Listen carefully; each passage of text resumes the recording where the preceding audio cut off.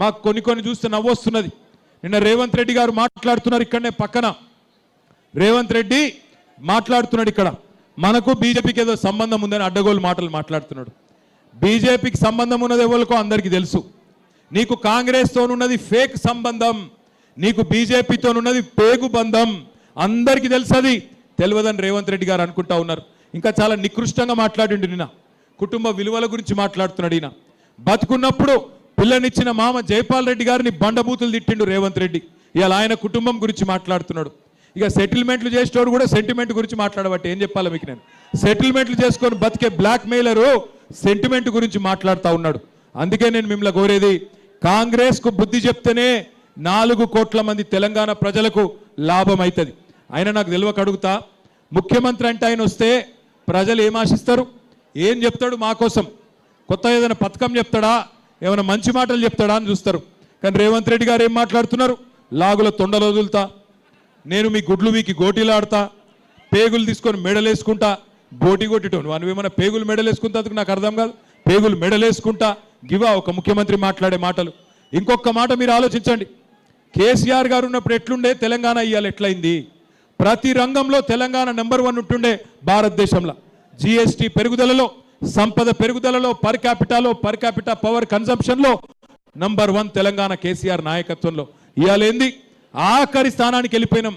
మొత్తం భారతదేశంలో 28 రాష్ట్రాలుంటే ఆఖరి ర్యాంకు రేవంత్ రెడ్డి గారి ఘనత, రేవంత్ రెడ్డి గారి గొప్పతనం వల్ల రియల్ ఎస్టేట్ నాశనం, వ్యాపారాలు నాశనం, అందరి బిజినెస్లు దెబ్బతిన్నాయి, రాష్ట్రం మొత్తం పరపతి డౌన్ అయిపోయింది. ఏం మాటలు మాట్లాడుతున్నాడు ముఖ్యమంత్రి. కష్టాలు ఉండవా ప్రభుత్వాలకు, రాష్ట్రాలకు? కష్టాలు వస్తాయి, కానీ తట్టుకొని నిలబడాలి. కేసీఆర్ గారు ఉన్నప్పుడు కరోనా రాలేదా? కరోనా వచ్చినప్పుడు 2 ఏళ్ళు మొత్తం కారోబార్ బంద్ అయింది. 2 ఏళ్ళు కారోబార్ బంద్ అయినా, ప్రభుత్వానికి ఆదాయం లేకపోయినా, రాష్ట్రానికి ఆదాయం లేకపోయినా ఏదన్నా ఒక్క సంక్షేమ పథకం ఆగిందా? షాదీ ముబారక్ ఆగిందా? కళ్యాణ లక్ష్మి ఆగిందా? పెన్షన్లు ఆగినాయా? కేసీఆర్ కిట్లు ఆగినాయా? ఏది ఆగలే. రూపాయి ఆమ్దానీ లేకపోయినా కేసీఆర్ గారు 2 ఏళ్ళు కరోనా సమయంలో కూడా బ్రహ్మాండంగా నడిపించారు. కరోనా సమయంలో కేసీఆర్ ప్రభుత్వం ఎట్లా పనిచేసిందంటే, మీరు ఇళ్లలో తలుపులు పెట్టుకొని ఉంటే మేము బయట మొత్తం హైదరాబాద్లో 42 కొత్త లింక్ రోడ్లు వేసి బయటికి వచ్చే వరకు కొత్త రోడ్లు, కొత్త బ్రిడ్జ్లు, కొత్త ఫ్లైఓవర్లు కట్టినమా లేదా ఒక్కసారి గుర్తు తెచ్చుకోమని చెప్పి కూడా నేను కోరుతా ఉన్నా. అట్లా పనిచేసినాం. కానీ ఇవాళ ముఖ్యమంత్రి ఎట్లున్నాడు రేవంత్ రెడ్డి, నేను ఢిల్లీకి పోతే నాకు అపాయింట్మెంట్ ఇస్తలేరు, నన్ను దొంగ లెక్క చూస్తున్నారు. మరి దొంగ లెక్కనే చూస్తారు కదా, ఎట్లా చూస్తారు? నువ్వు 50 లక్షల రూపాయలతో దొరికిన దొంగవు, నువ్వు దొంగ లెక్కనే చూస్తారు. నాకు అపాయింట్మెంట్ ఎందుకు ఇస్తలేరంటే చెప్పులు ఎత్తుకపోతాడేమో అని భయపడుతుర్రు. ఇక ఇట్లా మాట్లాడినా ఎవడన్నా ఇస్తాడా పైసలు? మనకు ఎవడన్నా పెట్టుబడులు పెడతాడా? పరిశ్రమలు వస్తాయా? మన పిల్లల కొలువులు వస్తాయా? ఇంటి పెద్ద అంటే కష్టమున్నా కడుపులో పెట్టుకుంటాడు.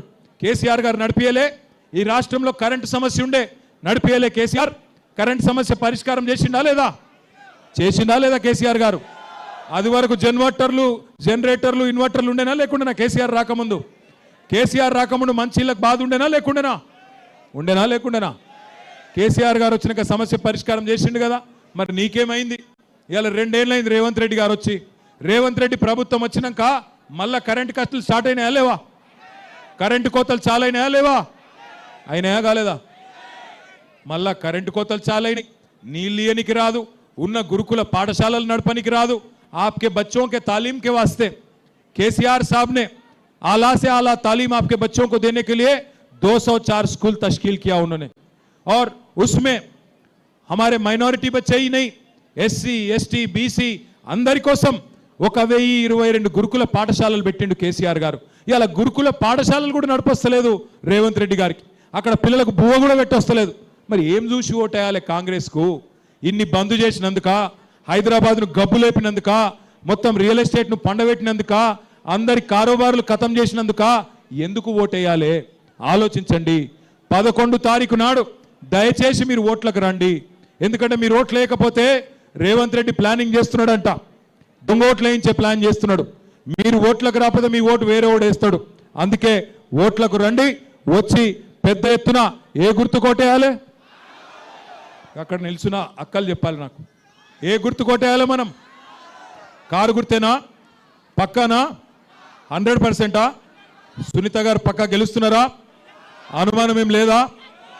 థ్యాంక్ యూ మీ అందరికీ నమస్కారం 14 తారీఖు నాడు మళ్ళీ సునీతమ్మ గెలిచినాక ఇక్కడనే బ్రహ్మాండమైన జ్యూస్ తీసుకుందాం ఇగో ఆఖరికి ఒక మాట చెప్పాలి నేను ఇప్పుడు రేపు మీరు 11 రోజు పోలింగ్కి పోతే ఇగో పైకెళ్ళి 3వ నంబర్ 3 नंबर पे है कार बाकी सब बेकार तीसरी नंबर पे है कार बाकी सब तीसरी नंबर पे है कार बस बस बस तीसरी नंबर पे कार है भूलना मत याद से कार के निशान पे वोट दीजिए अच्छी तादाद से हमारी बहन मागंटी सुनीतम्मा को जिताइए जिता के असेंबली कार में भेजिए फिर एक बार आपको आके शुक्रिया अदा करेंगे आप सबका तहे दिल से मैं शुक्रिया अदा करता हूं अंदर की धन्यवादालु नमस्कारालु जय तेलंगाना।